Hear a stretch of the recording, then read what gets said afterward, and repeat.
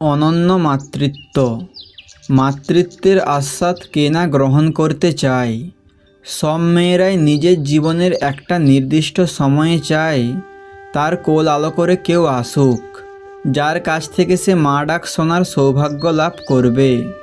অহনাও তার ব্যতিক্রম না, কিন্তু ভাগ্য সে অহনার সাথে পরিহাস করেছে। বিয়ের 7 বছর হয়ে যায়, কিন্তু অহনা গর্ভধারণ করতে না পারায় পরিবার এবং আত্মীয় স্বজনদের প্রায় সকলেরই কাছ থেকে প্রতিনিয়ত নানা কটূক্তি শুনতে হয় অহনাকে।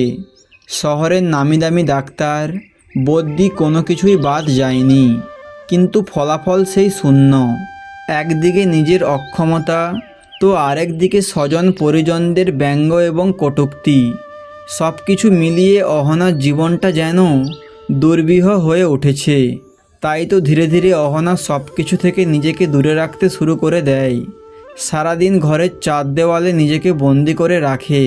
পরিবারের কারোর সাথে কথা বলা তো দূর, এখন তো অহনা নিজের নিত্য নৈমিত্তিক কাজগুলো পর্যন্ত করে না। দিন দিন কেমন যেন নিজেকে সব কিছু থেকে গুটিয়ে নিচ্ছে, এমনকি পরিমলের থেকেও। নিজের স্ত্রীর এমন অবস্থা কিছুতেই মানতে পারছে না পরিমল। তাই অহনাকে আবার স্বাভাবিক জীবনে ফিরিয়ে আনার জন্য পরিমল মনোবিদের দ্বারস্থ হয়। এদিকে অহনার প্রতিনিয়ত গুমড়ে থাকা আচরণ এবং অক্ষমতার জন্য পরিমলের মা বাবা অহনার সাথে ডিভোর্স করিয়ে পরিমলের দ্বিতীয় বিয়ে দিতে চাইছেন, কিন্তু ওনাদের এই ইচ্ছেতে বাঁধ সাধালো পরিমল। সে কিছুতেই নিজের স্ত্রী অহনাকে ছাড়তে রাজি নয়। পরিমল নিজের বাবা মাকে বোঝানোর চেষ্টা করে তারা পরিমলের জীবনে যতটা গুরুত্বপূর্ণ, ঠিক ততটাই গুরুত্বপূর্ণ অহনা। অসংখ্য থেরাপি, ওষুধ এবং পরিমলের ভালোবাসা ও যত্নে বছর 2 পর অহনার জীবনটা পুনরায় ছন্দময় হয়ে উঠল।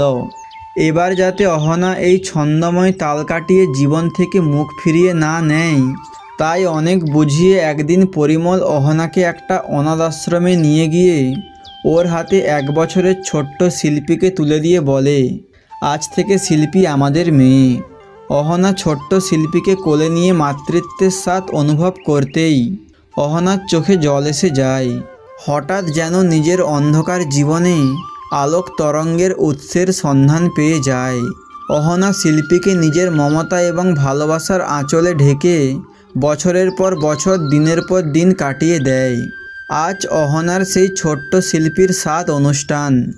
অহনা শিল্পীকে হলুদের ওপর লাল সুতার কাজ করা একটা জামদানি পরিয়ে নিজের মনের মতো করে সাজিয়ে নিয়ে এসে বসালো।